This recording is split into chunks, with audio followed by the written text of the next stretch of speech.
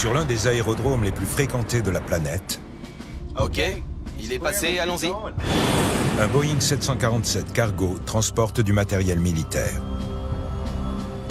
En quelques secondes, le vol va virer au cauchemar. Faites-le piquer. J'essaie. Et puis il a décroché. Je me suis dit, il a perdu tous ses moteurs.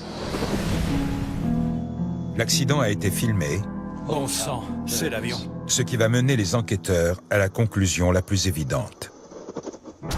C'est un problème de chargement. On pensait avoir trouvé la cause de l'accident. Mais ensuite, nous avons découvert qu'il y avait autre chose. Un indice trop vite écarté suffira à leur faire comprendre qu'ils se sont trompés.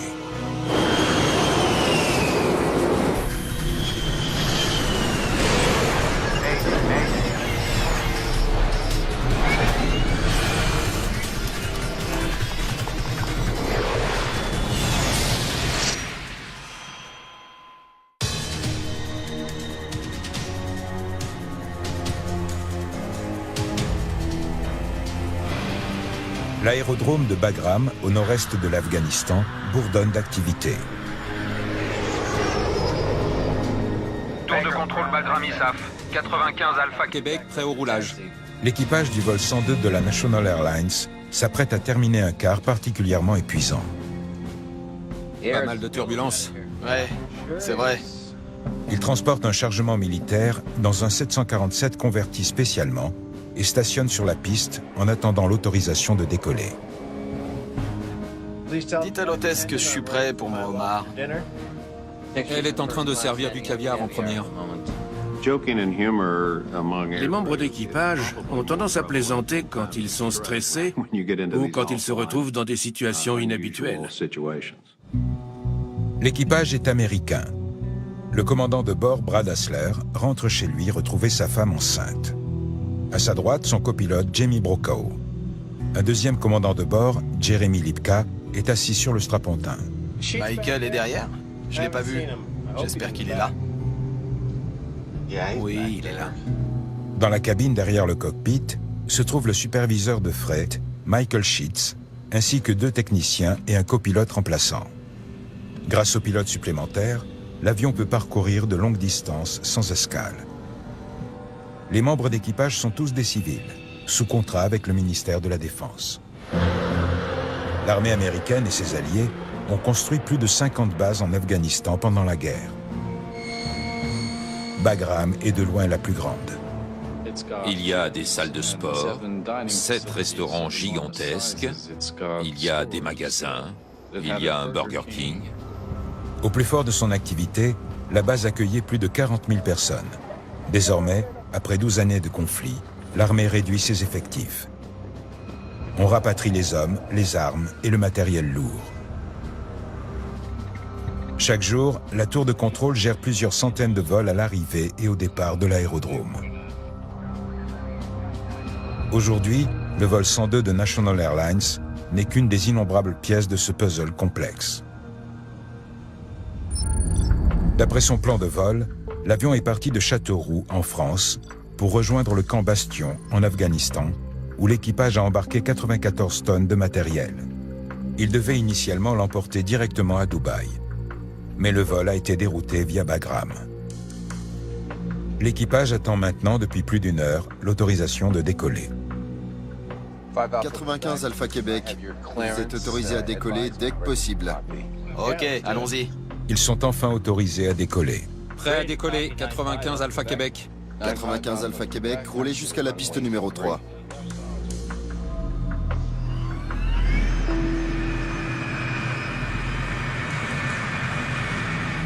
Les contrôleurs doivent surveiller de près la piste très fréquentée que le 747 partage avec d'autres avions militaires. 95 Alpha Québec, cédez le passage au C-17. Laissez-le passer. Bien reçu, nous cédons le passage. Un avion de transport militaire C-17 s'avance sur la piste devant le 747. Bien que l'effort de guerre se réduise en Afghanistan, ce n'est pas un endroit où des civils ont envie de rester trop longtemps. Bagram reste une cible privilégiée des talibans. C'est un endroit dangereux, ce n'est pas l'aéroport JFK. C'est l'aéroport JFK cerné par des terroristes. Pour l'équipage du vol 102, chaque retard signifie une prise de risque supplémentaire. Ok, il est passé, allons-y. Nous suivons le C-17, 95 Alpha Québec.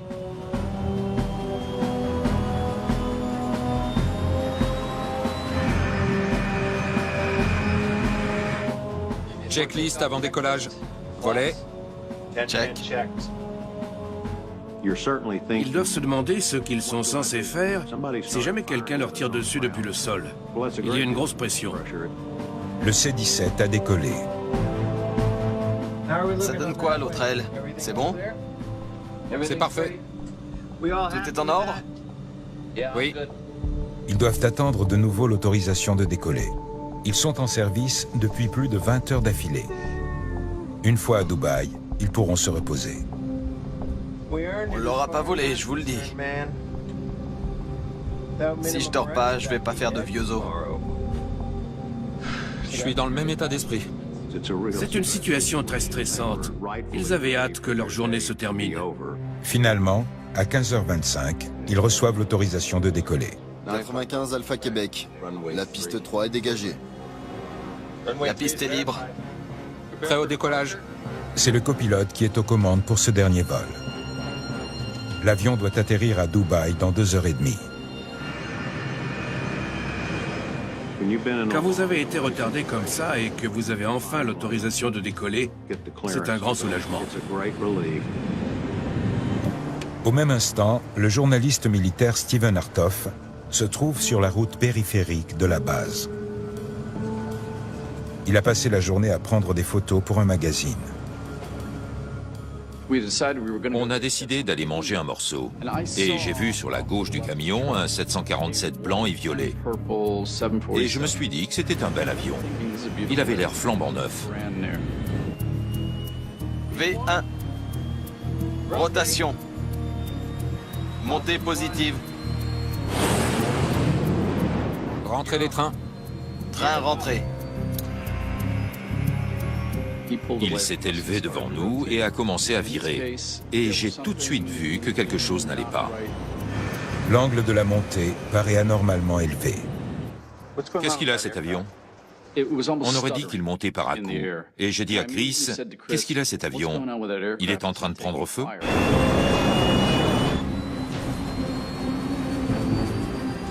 Restez comme ça. Abaissez le nez. J'essaie. L'avion est devenu incontrôlable. Il lève le nez de manière exagérée. Je prends la main. En l'espace de quelques secondes, l'équipage passe en pilotage d'urgence. S'il ne parvient pas à redresser rapidement la trajectoire, l'avion va décrocher. Ils ne sont pas très hauts, donc ils n'ont pas beaucoup de temps pour essayer plusieurs manœuvres. Angle de gîte. Angle de gîte. Angle de gîte. L'espace d'un instant, l'avion est comme suspendu dans les airs.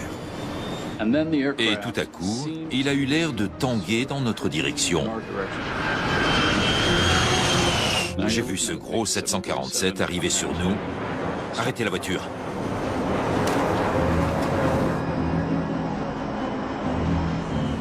Et puis il a décroché. Et je me souviens que je me suis dit, il a perdu tous ses moteurs. Redressez. Redressez. Et comme s'il était au ralenti, il est descendu tout droit et s'est écrasé au sol.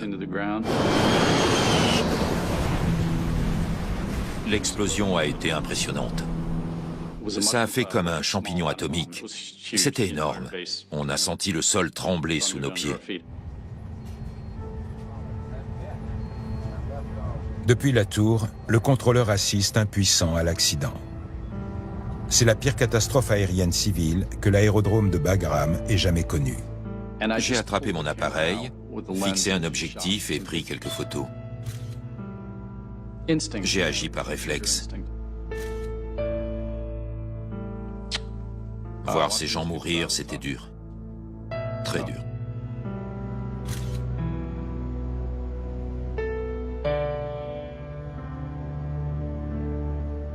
J'y pense encore. Parfois, je me réveille en y pensant. L'avion a-t-il été abattu? La sécurité de plusieurs milliers de personnes dépend de la réponse à cette question.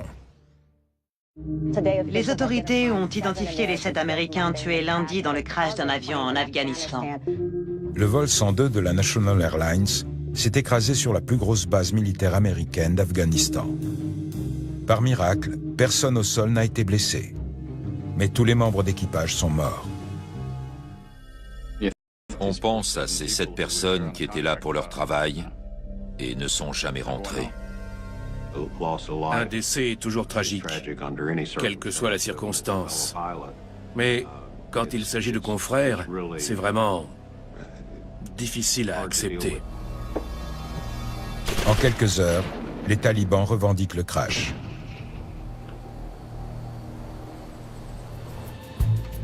Avec le spectre du terrorisme qui plane sur l'affaire, l'enquête est confiée au NTSB.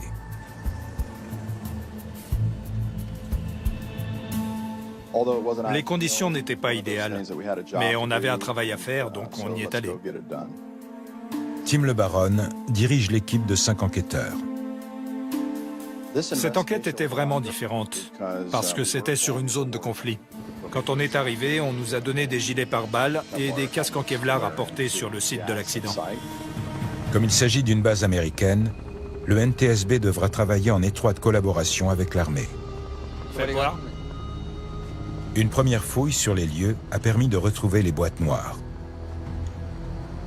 L'armée avait retrouvé les enregistreurs de données de vol et de conversation du cockpit avant notre arrivée et les avait envoyés aux États-Unis, au labo du NTSB. On espérait trouver des informations précieuses dans ces enregistreurs pour nous aider à comprendre les raisons du crash. Vous avez le rapport? Mais une surprise les attend. Les recherches n'ont relevé aucune trace d'une attaque de missile. C'est sûr? La revendication des talibans était purement opportuniste. Allons voir ça. Une fois la cause la plus évidente éliminée, l'équipe doit réexaminer les débris avec un œil neuf. Les dégâts provoqués par l'explosion étaient les plus impressionnants que j'ai jamais eu à constater au cours de ma carrière. Donc il ne nous restait pas beaucoup de matière sur laquelle nous appuyer. L'appareil a été détruit à 75% par les flammes ou sous la violence de l'impact. Mais la queue, partie essentielle, est quasiment intacte. L'empennage comprend les gouvernes, notamment les indispensables gouvernes de profondeur que le pilote lève ou abaisse pour corriger le tangage de l'appareil. Or, l'avion s'est mis à tanguer dès le décollage.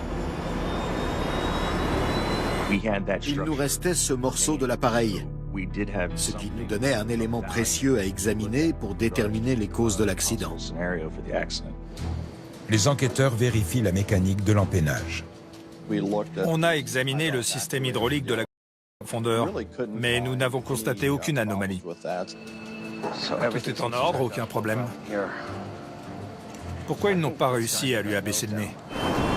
Si les gouvernes fonctionnaient correctement, un autre élément a rendu l'avion incontrôlable.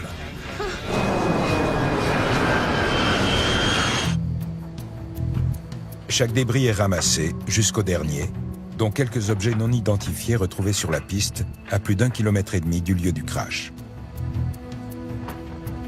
Quelqu'un sait ce que c'est? On va chercher.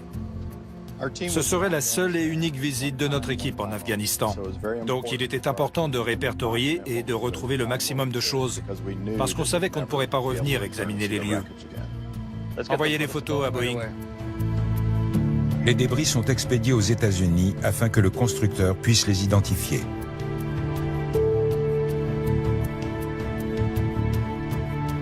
Une fois tous les éléments collectés sur le site, les enquêteurs s'installent dans le local mis à leur disposition. Notre QG était installé au sous-sol d'une ancienne tour de contrôle. On va nettoyer.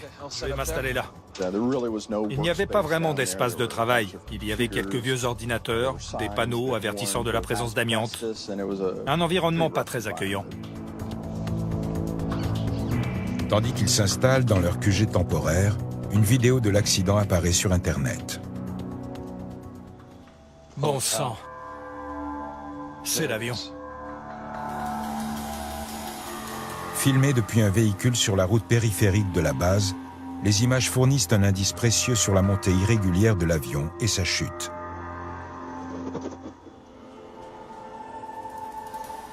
C'est un problème de chargement. Les mouvements de l'avion semblent suggérer qu'il transportait un chargement trop lourd et que le poids a déséquilibré l'appareil. Le poids est une donnée importante dans un crash d'avion cargo, plus que dans un avion de passagers, parce que les passagers ont un poids standard. On a une plus grande latitude quand on travaille avec des passagers et des bagages qu'avec du fret. Un Boeing 747 cargo peut transporter n'importe quel type de chargement. C'est à la compagnie de s'assurer que l'appareil n'est pas surchargé. Dans le business du transport aérien, les compagnies se vantent souvent de pouvoir tout transporter. Parfois, l'équipage sait à l'avance ce que c'est et parfois, il le découvre au dernier moment. Donc, nos premières questions étaient que transportait l'avion? Est-ce qu'il était plein? Combien pesait le chargement? En examinant le manifeste de chargement, les enquêteurs découvrent que l'avion transportait une charge inhabituelle. Des engins appelés MRAP, résistants aux mines et aux embuscades. Ces énormes véhicules, lourdement blindés, sont capables de résister aux engins explosifs. Ils sont même équipés de roues résistantes aux balles. L'équipage n'avait jamais transporté ce genre de véhicule dans son avion. Et de fait, la compagnie non plus n'en avait jamais transporté. L'avion transportait 5 MRAP, pesant chacun entre 12 et 18 tonnes, fixés par des chaînes à une palette et arrimés au pont principal à l'aide de sangles. Ce chargement était très lourd. C'était la première fois qu'il transportait 5 véhicules aussi pesants. On fait le calcul? Ouais, allez-y. L'équipage a atterri sur la base de Bagram avec un chargement de 94 tonnes. Puis l'avion a fait le plein, augmentant ainsi la quantité de carburant de 48 tonnes. La masse estimée sans carburant est de 276 tonnes.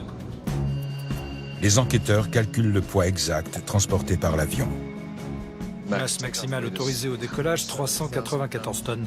On a un chargement de 94 tonnes, plus le carburant. Ils découvrent que même avec le poids du chargement et du carburant, l'appareil n'était pas en surcharge. Il était presque à 90 tonnes en deçà de la limite autorisée. C'était pas une question de poids. Quelque chose d'autre a fait chuter le Boeing 747. Même si le poids du chargement n'est pas responsable du crash du vol 102, le problème vient peut-être de la répartition de la charge.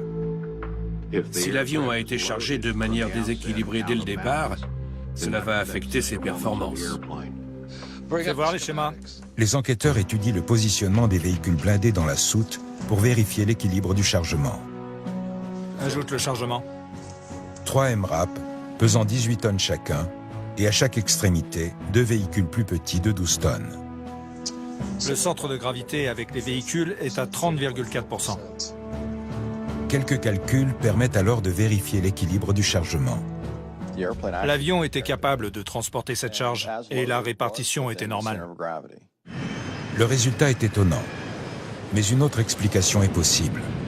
Même si le chargement était parfaitement réparti avant le départ, il a peut-être bougé au moment du décollage.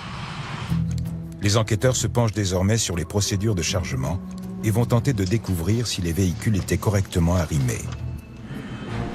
Les conteneurs standards sont arrimés à un système de rails et de galets fixés au plancher. Mais les chargements plus gros ou aux formes non conventionnelles, comme les MRAP, ne peuvent pas y être attachés. On utilise alors des sangles en nylon pour les arrimer dans la soute. Il fallait maintenant calculer le nombre de sangles nécessaires pour arrimer ces 5 véhicules. Le superviseur de fret à bord de l'avion s'est référé au manuel de National Airlines afin de déterminer le nombre de sangles nécessaires pour arrimer les véhicules. D'après leur manuel d'exploitation, il fallait 24 sangles pour les 2 MATV de 12 tonnes et 26 sangles pour les 3 Cougars de 18 tonnes. Et le raisonnement qui avait conduit à ces chiffres m'a paru tout à fait logique. Malgré ce que laissait penser la vidéo, les analyses ont prouvé que l'appareil n'était pas surchargé, que la répartition était correcte et que le chargement avait été arrimé en respectant les directives de la compagnie. Les enquêteurs doivent découvrir ce qui s'est passé à l'intérieur de l'avion. Les informations contenues dans les boîtes noires vont s'avérer précieuses. Je prends la main. Les enregistreurs de vol gardent en mémoire les mouvements des gouvernes, des ailerons, de la chaîne de commande de profondeur. Donc, nous comptions sur ces enregistrements pour comprendre pourquoi l'avion s'était écrasé. Allô? Un appel arrive enfin du siège du NTSB à Washington. Ah, bonjour. Vous avez les transcriptions? Les données des boîtes noires sont disponibles. Super. Mais il y a un hic. Sérieux? J'ai reçu un appel de notre directeur John DeLisi et il m'a annoncé que malheureusement les deux conversations du cockpit avaient cessé de fonctionner juste après le décollage. L'appareil a eu des ennuis tout de suite après le décollage, au point de rotation. Mais c'est exactement à cet instant que les boîtes noires ont cessé d'enregistrer. Disposer des enregistrements après le point de rotation nous aurait beaucoup aidé, mais nous ne les avions pas. Merci. On allait devoir revenir aux bonnes vieilles méthodes d'enquête, à l'ancienne. Les enquêteurs décident de contacter les témoins oculaires qui auraient peut-être assisté au décollage. Et vous avez vu quoi? Sur une base militaire de cette taille, il y a des milliers de témoins potentiels qui pourraient fournir des informations cruciales. D'accord, merci. Il faut interroger le maximum de personnes et essayer de repérer le détail récurrent dans tous les témoignages. Pardon? Vous avez vu quoi? Un témoignage éveille la curiosité des enquêteurs. Un balayeur de piste assure avoir vu un nuage de fumée derrière l'avion après le décollage. Et ça ne venait pas des ailes ou des moteurs? Ce témoignage laisse penser qu'un incendie à l'intérieur de l'appareil a peut-être provoqué l'accident. Si un incendie s'est déclaré dans la soute au moment du décollage, il en restera des traces sur les débris de l'intérieur de l'appareil. Ce qui était intéressant, c'est que la queue de l'appareil, la cloison étanche de pressurisation arrière qui était blanche, ne présentait aucune trace laissant penser qu'il y avait eu un feu à bord avant l'impact. Pas de résidus de fumée. Il n'y a pas eu de feu. Les enquêteurs sont de nouveau dans une impasse. Ils n'ont toujours pas d'indices solides sur les derniers instants du vol 102.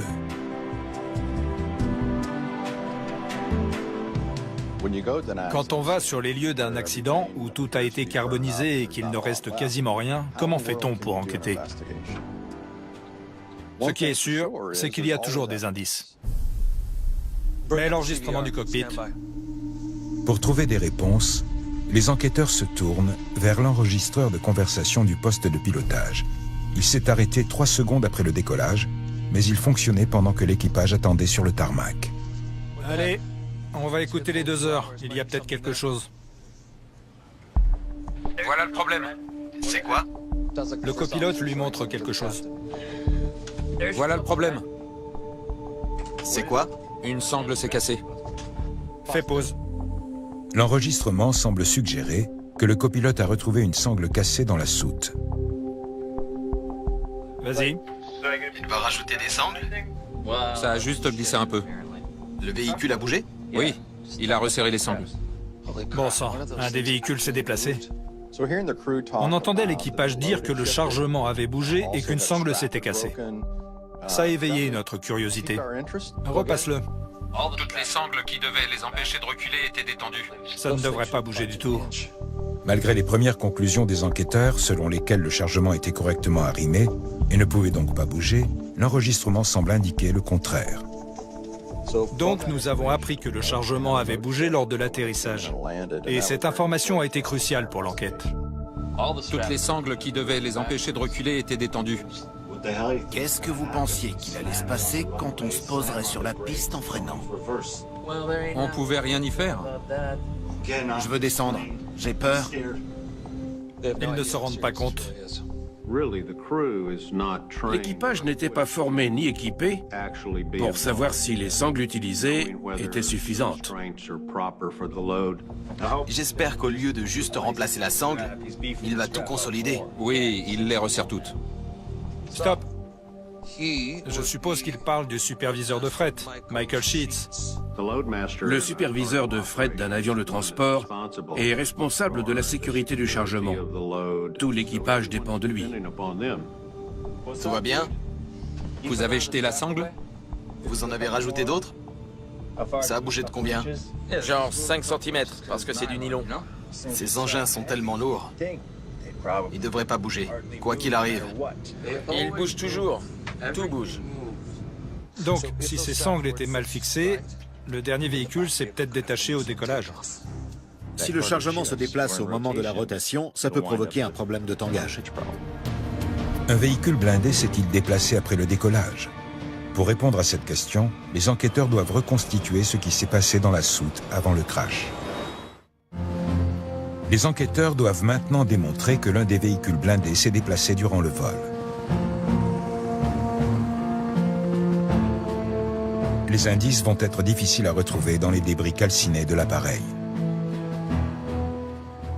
Enquêter sur un crash, c'est arriver dans un endroit où règne le chaos et tenter d'y remettre de l'ordre. Super, posez ça au milieu. On a rassemblé les débris de la cloison de pressurisation et je crois qu'on en a récupéré 95%. La cloison étanche de pressurisation arrière sépare la soute où se trouve le chargement de la partie non pressurisée de la queue de l'appareil. Les enquêteurs examinent les morceaux de l'isolant qui recouvraient la cloison côté soute. Ça va là. Regardez. Je crois que j'ai compris. On pouvait lire le mot Goodyear. On a compris que le pneu du véhicule blindé avait touché la cloison de pressurisation et laissé cette marque sur l'isolant. Boum.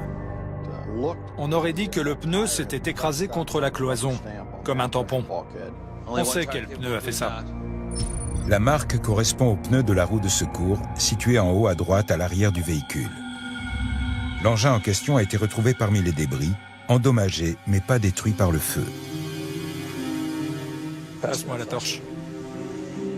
Merci. Le caisson d'antenne, fixé à l'arrière de ce même véhicule, est endommagé et apporte un nouvel indice crucial. Regardez ça. Des traces de peinture. Le caisson est fixé en haut, à l'arrière du véhicule. C'est un impact direct. Le seul endroit où il y avait de la peinture orange, c'était sur l'enregistreur de conversation et l'enregistreur de vol. Pour heurter les enregistreurs de vol, le véhicule a dû reculer d'au moins 3,60 m. A-t-il pu se déplacer aussi loin? En prenant quelques mesures, les enquêteurs confirment que les traces de peinture sur le caisson d'antenne correspondent exactement à l'emplacement des enregistreurs peints en orange dans la soute. Le caisson se trouvait à environ 2,60 m de hauteur. Et les enregistreurs sont également situés à 2,60 m de hauteur. On commençait à reconstituer le fil des événements. Le véhicule s'était déplacé vers l'arrière. Les deux boîtes noires ont cessé de fonctionner quelques secondes après le décollage parce qu'un véhicule blindé de 12 tonnes les a heurtées. Mais même si l'engin a endommagé les enregistreurs de vol, est-il responsable de la chute du 747?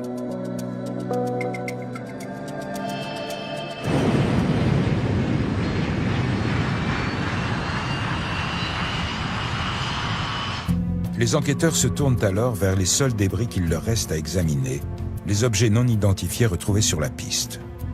Ces objets ont tous été retrouvés sur la piste, en contrebas du point de rotation du vol 102. Rotation. La piste de l'aérodrome de Bagram s'étend sur plus de 3 km. Les objets ont été retrouvés à l'endroit où l'appareil a décollé, à 1,5 km du lieu du crash.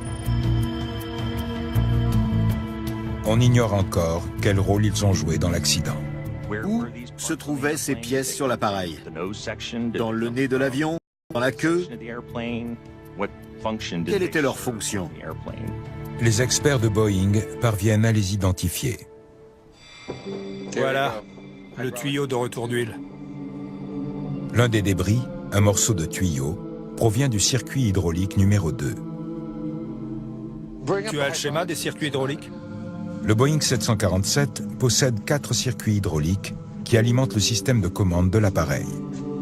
Le circuit hydraulique numéro 2 transporte le fluide le long du plancher du pont et à travers la cloison de pressurisation arrière.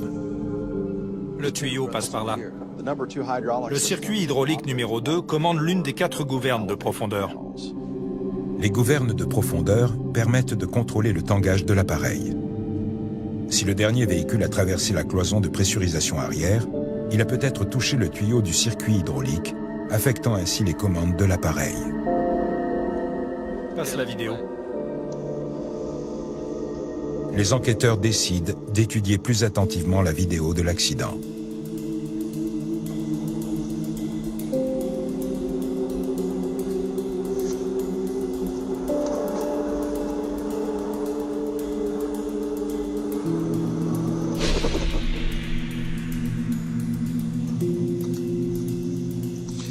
On repasse là, au ralenti cette fois. En l'examinant de plus près, il remarque quelque chose d'étrange. Pause. Il y a un truc bizarre. Avance image par image. Encore un peu. Stop. Qu'est-ce qui se passe? Il y a un problème avec le train d'atterrissage. Les gros avions, comme les 747, ont des trains d'atterrissage complexes pour pouvoir supporter le poids qu'ils transportent. Ils sortent ensemble et rentrent ensemble, et cela nécessite plusieurs circuits hydrauliques. Les circuits hydrauliques, qui contrôlent les trains d'atterrissage, commandent également d'autres parties de l'avion, notamment les gouvernes qui servent à contrôler le tangage.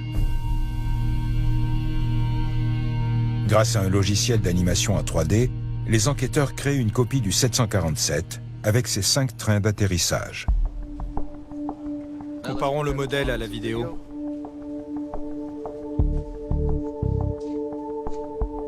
Celui-là est sorti et celui-là est rentré.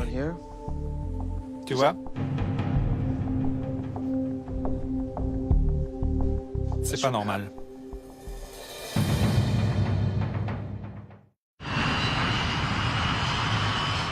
Montée positive. Sur le vol 102 de la National Airlines, l'une des dernières commandes enregistrées concernait les trains d'atterrissage. Rentrez les trains. Train rentré. Mais après cet échange, tous les trains ne sont pas rentrés. Quand je vois un avion qui a certains trains rentrés et d'autres sortis, je pense immédiatement qu'il y a un problème sur un ou plusieurs des circuits hydrauliques. Il semblerait que l'un des 4 circuits hydrauliques ait subi une avarie juste après le décollage. Bon, quels sont les circuits endommagés?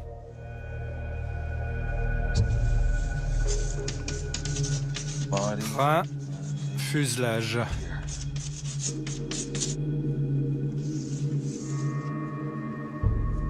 Les trains avant et fuselage ne sont pas rentrés. C'est le circuit numéro 1. On est arrivé à la conclusion que le circuit hydraulique numéro 1 avait été endommagé avant que l'avion ne s'écrase. La découverte du morceau de tuyau de retour d'huile explique le témoignage qui évoquait de la fumée. Quand le liquide hydraulique se vaporise dans l'air, ça ressemble à un nuage de fumée. Les enquêteurs pensent avoir enfin résolu le mystère. Le véhicule blindé s'est détaché, a défoncé la cloison arrière de l'appareil et a endommagé les circuits hydrauliques, rendant l'avion incontrôlable.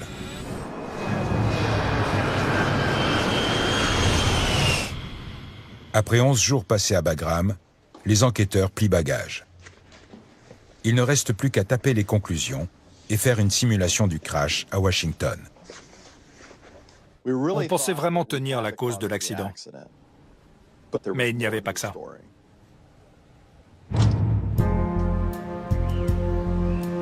Au siège du NTSB à Washington, Enfin rentré. les enquêteurs vont mettre la dernière touche à leur rapport. Il ne leur reste plus qu'à vérifier leur théorie d'une avarie du système hydraulique qui aurait rendu l'appareil incontrôlable pour les pilotes. Une fois rentrés aux États-Unis, il ne nous restait plus qu'à faire des simulations pour recréer l'accident de manière virtuelle. Il crée d'abord un modèle du 747 avec 2 circuits hydrauliques endommagés afin de tester l'effet du déplacement du chargement. C'est l'ingénieur en performance aéronautique, Tim Birch, qui dirige les simulations. Si l'un des engins blindés a reculé et que cela a déplacé le centre de gravité, l'avion est-il toujours contrôlable? Qu'est-ce qu'on a d'autre? Essayons avec les autres chiffres. Partons de ce que l'on sait et construisons des scénarios possibles grâce aux simulations pour voir si l'on peut trouver un enchaînement d'événements cohérents. Ok, voyons ce que ça donne. Mais lors de la simulation avec un véhicule qui se déplace, il se passe quelque chose de totalement inattendu. L'avion pique et se redresse. Rajoutez du poids.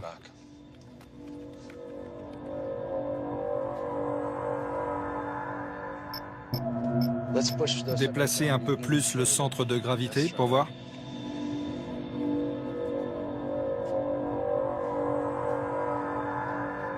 Même avec 2 circuits hydrauliques inopérants et un véhicule blindé qui a défoncé la cloison de pressurisation arrière de l'avion, la simulation montre que l'appareil peut encore être contrôlé. Il y a un truc qui nous échappe.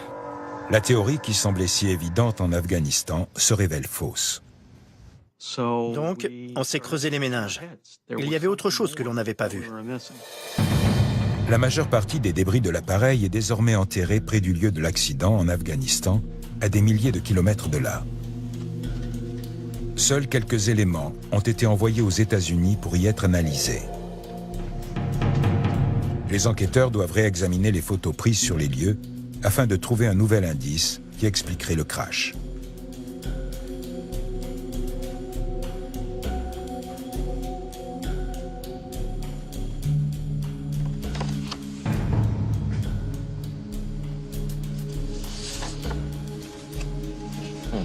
Voyons voir. Il fallait chercher un peu plus loin. Et juste derrière la cloison étanche, ce qui contrôle le tangage, c'est le vérin du stabilisateur.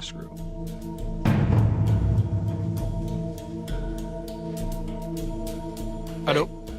Où était le vérin du stabilisateur? Le stabilisateur horizontal est une surface qui permet de régler le tangage de l'appareil. Le vérin, d'environ 1,80 m de haut, est commandé par le pilote et sert à abaisser ou relever l'extrémité du stabilisateur. Le vérin retrouvé sur le site était tordu et cassé près de sa base. L'explication la plus plausible semble être que les dégâts ont été occasionnés lors de l'impact, mais afin de s'en assurer, le vérin est expédié aux États-Unis pour des tests. Nous avons été surpris de découvrir que le vérin avait été poussé vers l'arrière et s'était détaché du fuselage. Les résultats montrent que le vérin a été tordu vers l'arrière, le contraire de ce qui se serait passé au moment du crash. La question était pourquoi? Qu'est-ce qui l'avait poussé vers l'arrière?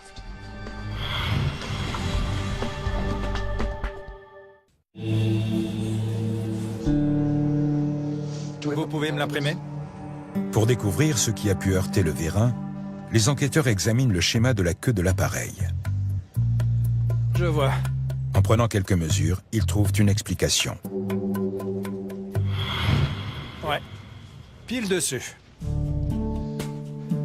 On a pu déterminer que le pare-choc du véhicule MRAP était à la même hauteur que le moteur du vérin et l'endroit où il s'était détaché du fuselage. Une fois cette nouvelle donnée entrée dans le programme, la simulation inclut désormais un vérin cassé, rendant le stabilisateur inopérant. Un véhicule à l'arrière, 2 gouvernes de profondeur HS,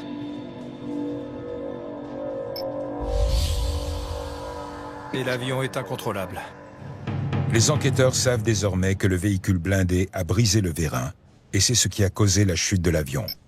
Mais il reste un mystère à éclaircir. C'est pas fini. Il reste une question. Comment a-t-il pu se détacher?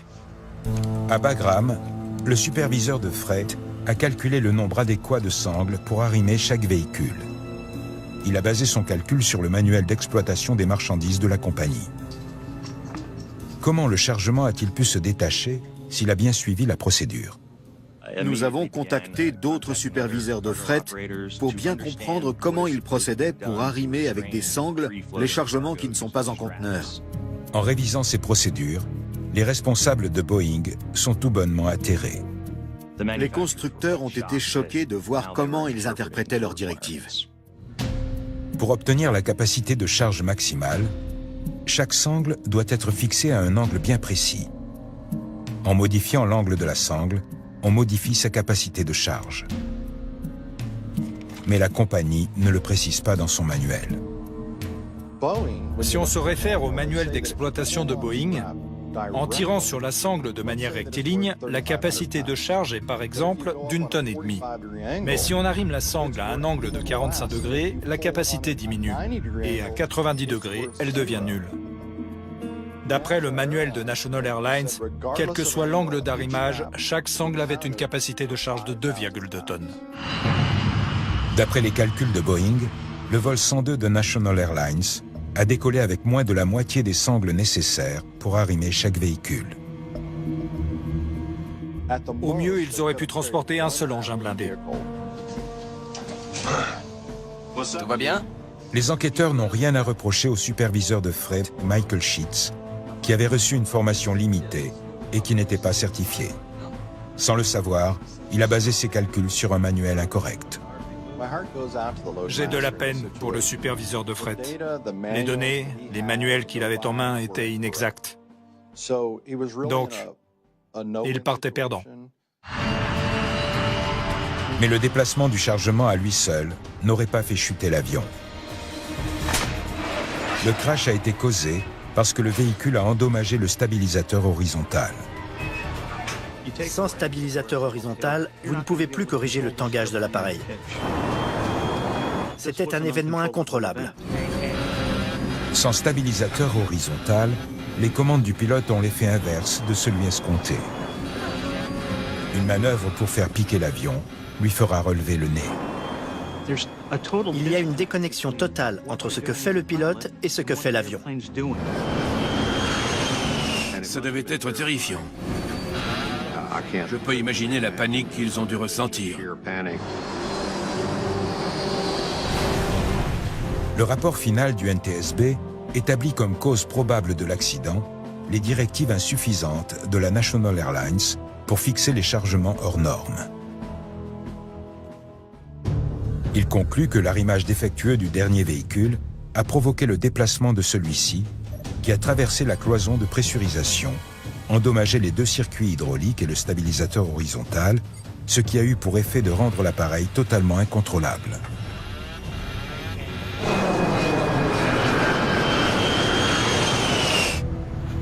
Le rapport recommande donc la certification obligatoire de tous les personnels chargés du fret. Un changement qui permettra de standardiser les procédures, la formation et la charge de travail. Je sais qu'il y a des considérations économiques à prendre en compte quand on emploie du personnel certifié. Mais j'espère sincèrement que dorénavant, leurs superviseurs de fret seront certifiés comme tout le reste du personnel. Quand je repense à cette enquête, il y a eu beaucoup d'obstacles à surmonter. On est allé en Afghanistan avec une équipe très réduite. On a dû revenir aux méthodes traditionnelles. Mais en définitive, on a pu en tirer des recommandations de sécurité qui empêcheront, je le pense, un tel accident de se reproduire. Je n'oublie pas cette tragédie, mais je suis également très fier d'avoir contribué à changer les choses.